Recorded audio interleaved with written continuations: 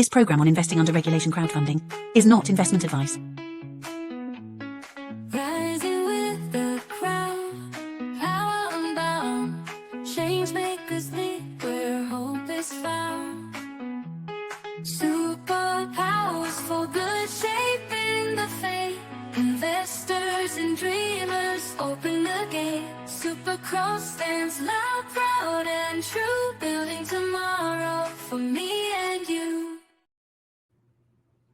Welcome, everyone, to the Superpowers for Good show from the Super Crowd. I'm your host, Devin Thorpe, and I really want to just pause and thank you all for joining us.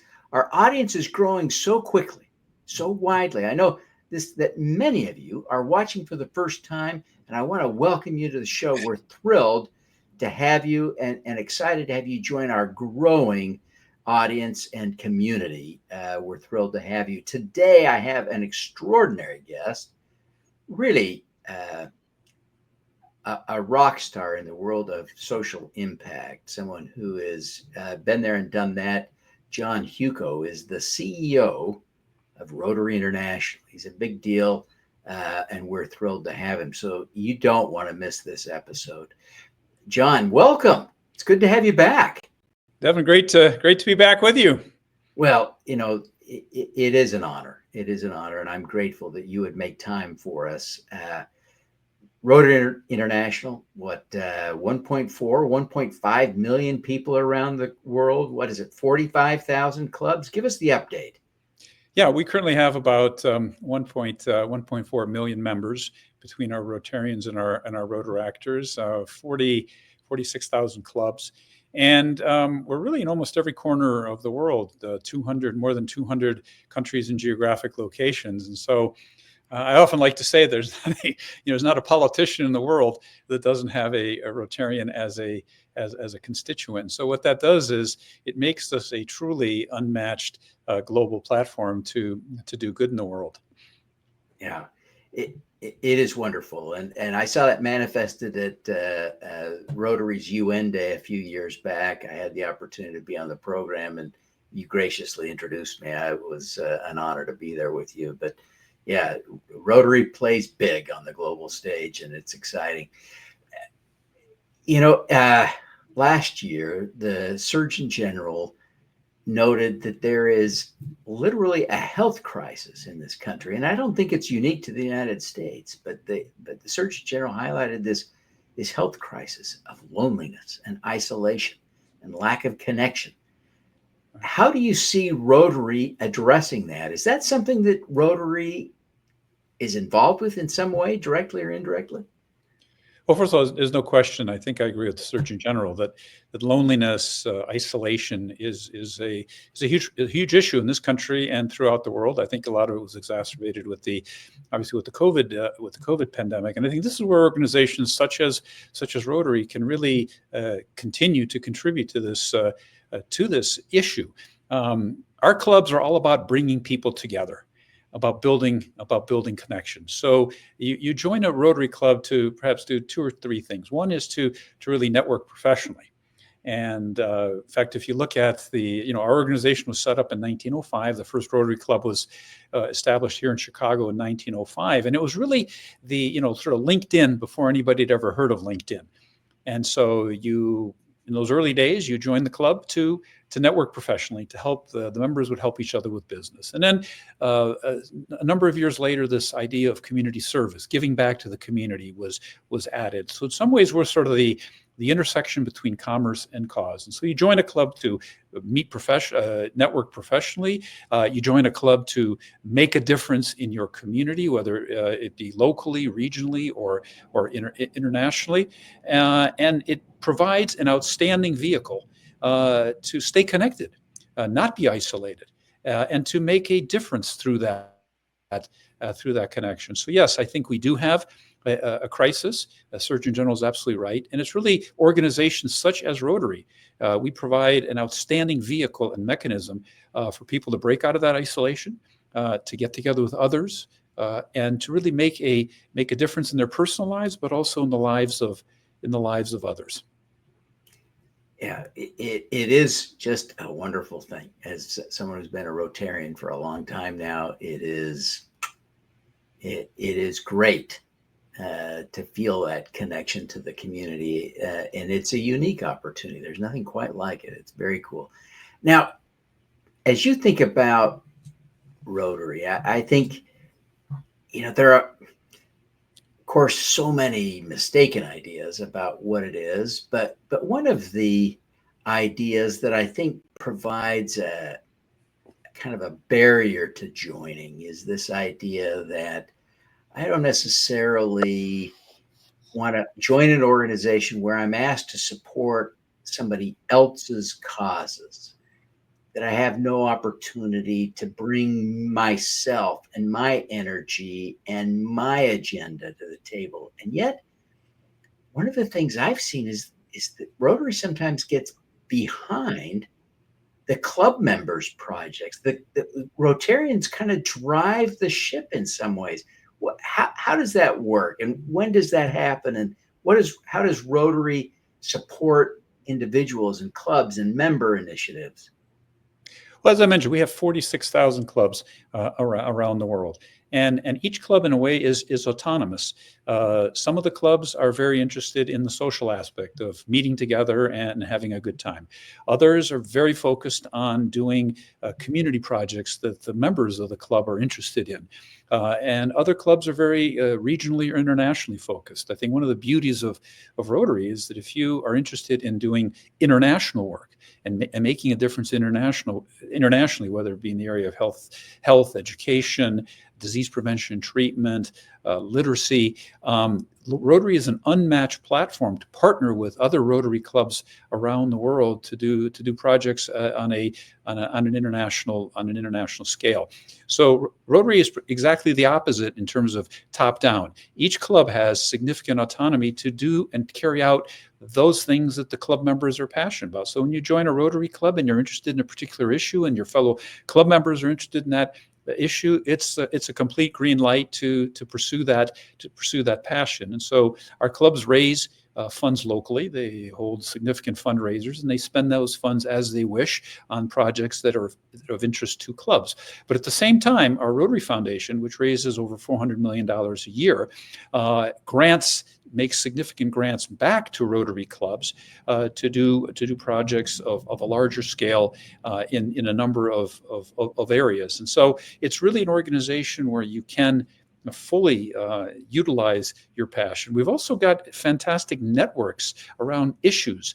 We call them fellowships, and there's over 100 of them. There's a beer drinking fellowship, a sailing fellowship, a caravanning fellowship, a tennis fellowship, and they get together globally and hold global events and network with each other. So if it's not just service, it's also about participating in fun activities that you're passionate about and doing it in a global context, if that is what you're interested in doing.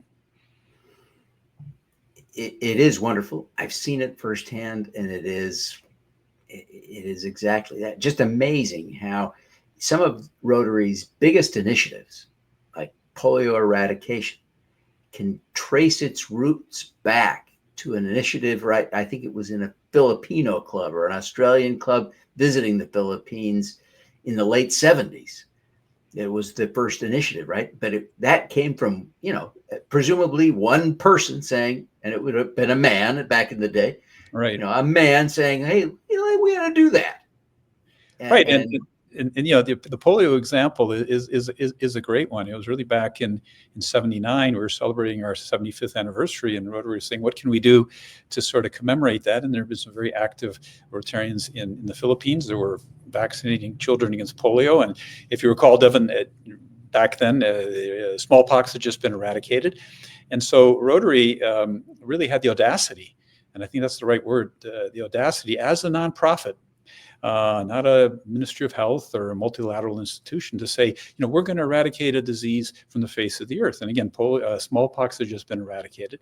And so in 1985, we took on this goal globally to eradicate polio. And then 3 years later, in 1988, we were joined by CDC, UNICEF, and the World Health Organization, WHO, to create the Global Polio Eradication Initiative. And more recently, the Gates Foundation and Gavi have joined us as partners in the GP&I. And it's an incredible story, Devin, because it just shows, as you said, what an individual, what a group of just ordinary citizens can do, and the impact that they can have on something as important as eradicating polio. So we had 350,000 cases when we started back in '85 in 125 countries. And today, as I speak, we're just down to 88 cases in 2 countries, Afghanistan and Pakistan.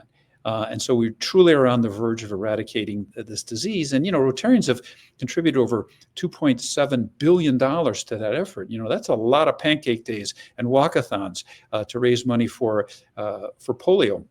And so, again, a great example of the power of the individual, and also a great example of the power of individuals, like-minded individuals, getting together to rally around a cause. And again, we're on the verge of making history with this eradication of polio. Yeah, it's wonderful, wonderful. One of the challenges that I think people face when they think about joining a Rotary Club is, they're hung up on joining, right?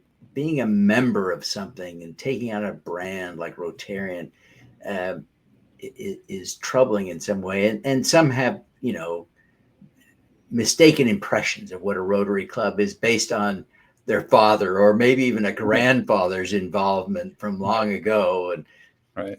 How is Rotary adjusting and adapting its membership models for this new world where people are a little more wary of joining? Well, yeah, and I think like every organization, we need to adapt to the realities of the marketplace. As you mentioned earlier, originally only men could be Rotarians. Well, that's now changed, and that's no longer the case. We have, as I said, 46,000 clubs around the world, and each club has its own personality. As I said, some are, really focused on the social aspects, some on the service projects, others are focused on all of the above. So I think that if one is looking to join a Rotary Club, you can find a club in your area that has the personality and the focus and the types of members that you're interested in joining with and doing things together with. But as every organization, we need to adapt with the times. And historically, we sort of offered a standard club model that was sort of similar all around the world. Each club would meet once a week. The formatting of the meetings was relatively similar. And so as you went from country to country and Rotary meeting to Rotary meeting, there was really a fair amount of standardization. And what we've realized is that the traditional club model is working well in certain parts of the world. It's working well in certain regions, but in others, it's not. And so we've embarked on a really aggressive campaign to offer a diverse line of products, a diverse line of club experiences. So now we have Rotary clubs, for example, that meet online. We have Rotary clubs that are made up of members that rally around a cause. It could be environment. It could be literacy. We have clubs that meet only once or twice a month. We have clubs that are now forming only to do service projects and not have weekly meetings. And so we've had to diversify, we've had to be flexible, and we're finding that it's working. We're finding that people are interested in looking at different forms of clubs. Young people, for example, want to give back. They want to make a difference, but very often they're not interested in the structure and the obligation of attending a weekly meeting. And so we're trying to offer to them a product that is more amenable to their lifestyle and what they're trying to achieve. And so flexibility is really a big part of our strategic plan moving forward, and we're seeing that it's working. It is exciting to see. I belong to a club. I like to think of it as the best club in the world, but it's a pretty traditional club that does it the old-fashioned way in so many ways, and maybe I've got enough gray hair that I appreciate that, but it is exciting to think about the clubs that get together only to do service projects and that are flexible. And you eliminate the cost of a lunch that keeps it cheap. You eliminate the boredom of being in yet another boring community lecture for people who would perceive it that way. I love those talks, but those. So yeah, I love the flexibility. Very exciting. Listen, John, one quick question. I think one of the challenges that Rotary faces is the perception that grew out of its days of being a men-only club, that it's a club for, really it's still just a club for men, white men especially. What's the message you share? How would you tell people that's not the new Rotary? Yeah, I mean, the new Rotary is not your grandfather's club, not by a long shot. Just on our, looking at it from a global perspective, 75% of our members are now outside the United States. Our biggest growth is occurring in Asia, Africa, parts of Eastern Europe, Ukraine, for example. Our membership has increased by 50% since the war started, because the Ukrainian people see the phenomenal work that our Rotarians are doing that in the face of this horrific war that they're going through. And so we are an extraordinarily diverse organization, and women now make up over 25% of our membership, and that number is growing. And we are putting a big focus on making sure that our clubs are much more welcoming, that we'll be able to attract members from a broad array of people within the community, perspectives, et cetera, et cetera. And so, sure, there's still some clubs that maybe, perhaps met the mold of your grandfather's club, but that is changing, and it's changing very rapidly. We're an incredibly diverse organization, incredibly broad organization. That's what makes the job interesting for me. It's you go to a large Rotary event, international event, for example. It's like being at the United Nations. It's fascinating, and I speak a number of languages, and it's a phenomenal organization to really plug into and understand the world in a better way. And I personally certainly in this job, get to use a lot of my languages, which is a great deal of fun. Yeah, it's phenomenal. Listen, we got to take a quick break, John. We're here with John Huco. He's the CEO of Rotary International. I think we could just summarize him this way. He's a big stinking deal, and we're lucky to have him on the show today.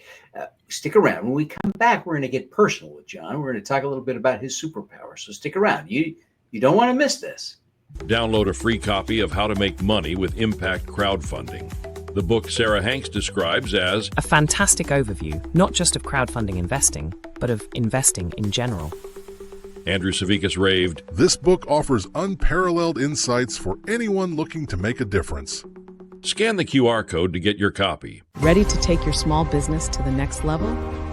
Honeycomb Credit empowers diverse entrepreneurs by connecting you with community-driven funding. Build customer relationships, amplify your brand, and grow with those who believe in you. Honeycomb Credit, where your community invests in you. Scan the QR code to start today. Join the Impact Crowdfunding movement. Get Superpowers for Good, your free daily newsletter with exclusive video replays, a podcast, and the latest investment opportunities open to everyone. Join the super crowd. Scan now so you can learn to make money while you make a difference.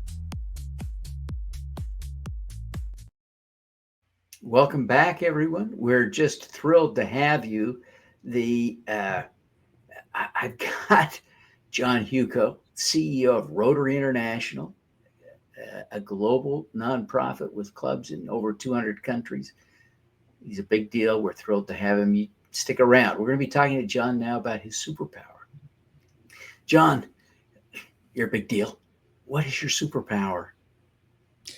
Well, I mean, I'm not sure I'm a big deal, but I appreciate the kind words. But I think I would say two things that I tend to be fairly good at. One is to grab a sort of a strategic vision and really drive that vision and rally people around that. And I think there are two clear examples, at least as I see it. The first is, I've 7-8 years ago, I realized that Rotary was kind of evolving differently in different parts of the world.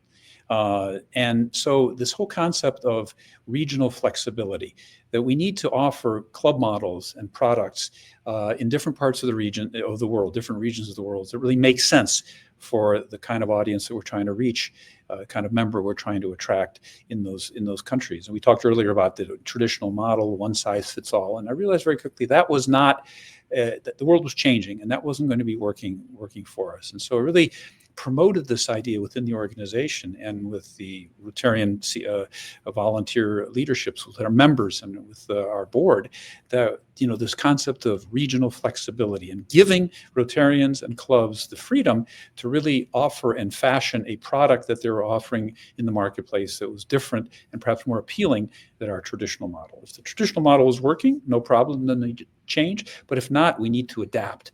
And we do adapt also regionally, because Rotary was evolving differently in different parts of the world. And the second example is, I'm a very, very passionate and avid cyclist, and we talked earlier about the polio eradication effort. And there's a bike ride in Tucson every year, weekend before Thanksgiving, called El Tour de Tucson. It's a 102-mile bike ride, and so local Rotarians in Tucson reached out to me. You're an avid cyclist. Can you give us a hand? We want to use the El Tour we've been using El Tour as a fundraising vehicle for polio, and they're raising maybe $10,000, $15,000 a year. Well, I jumped on that idea, and I kind of mobilized our Rotary global network, began riding with my fellow Rotarians in that ride, and we have now raised over the last 12 years through that ride over $70 million for polio eradication. And so when you talk about my superpower, I think it's grasping a vision, a strategic direction, a strategic idea or an important idea, and then rallying people around that idea, and then driving it to a successful outcome and to a successful conclusion. And we've been able to implement this concept of flexibility, develop new product lines. It's now being enthusiastically embraced by Rotarians around the world. And second, we've been able to raise a boatload of money through biking for polio eradication. Well, that is an extraordinary superpower, and I appreciate you sharing that. Can you give us a quick tip to help everyone who's listening to learn how to better grasp a vision and help other people grasp onto it with them? Well, I mean, you have to have a clear mind and clear analytics of what is the challenge? Why are we not achieving what we're not achieving? What are the barriers? And some of it's really common sense. You've been banging your head against the wall, trying the same thing over and over again. If it's not working, you need to adapt, and you need to think about how can we do it better, and how can we provide something that our customer base is going to find more attractive. And then you need to rally people around it, not by telling them this is what you have to do, but by putting together thoughtful, meaningful arguments as to why this is something that you need to do. And very often, on these big strategic issues, I find it's helpful to kind of take the idea and pilot it, especially in an organization that has a lot of tradition, where you're trying to herd, in our case, 1.4 million cats, to sort of pilot some of these ideas. Let's try to see if this idea works in this area or that area. And nothing breeds success like success. And the beauty of an organization like Rotary is that Rotarians are incredibly interconnected, and information flies at the speed of light. And so if you're able to develop something at a more piloted local, regional level, and it proves to be successful, that idea will propagate very, very, very quickly. So it's having strategic vision and having a smart approach toward how are you going to roll this out to your organization in a way that brings people with you rather than against you. Fantastic. As we wrap up here quickly, how can people learn more about Rotary? How can they find a Rotary club in their own community? How can people connect with you? Well, Rotary.org. Rotary.org is our website. On the website, we have something called Club Finder. Type in your zip code, the town that you're in, and the various Rotary clubs will pop up, as well as when those clubs meet and where they meet, with some, as well as contact information. So again, if you're someone who wants to network with great people in your community, somebody who wants to give back to your community, and someone who's particularly interested in not just giving back locally, but regionally and globally, internationally, and plug into a fantastic global network and to truly make a difference and perhaps blend your professional interests with your philanthropic interests, Rotary is an ideal place to do it. And in most cities, we have more than one Rotary Club. And as I said, each club has its own personality. And I'd be surprised if someone who's interested in our organization is not able to locate a club that meets their needs and meets their interests. Fantastic. John, thank you so much for taking the time to be with us today. We really appreciate your message and want to encourage everyone to follow up at rotary.org. I hope folks will also maybe connect with you on LinkedIn or something so they can keep track of you personally and cheer you on when you're riding for polio. Devin, thank you so much for having me. Really appreciate it. All righty. Now let's do some good.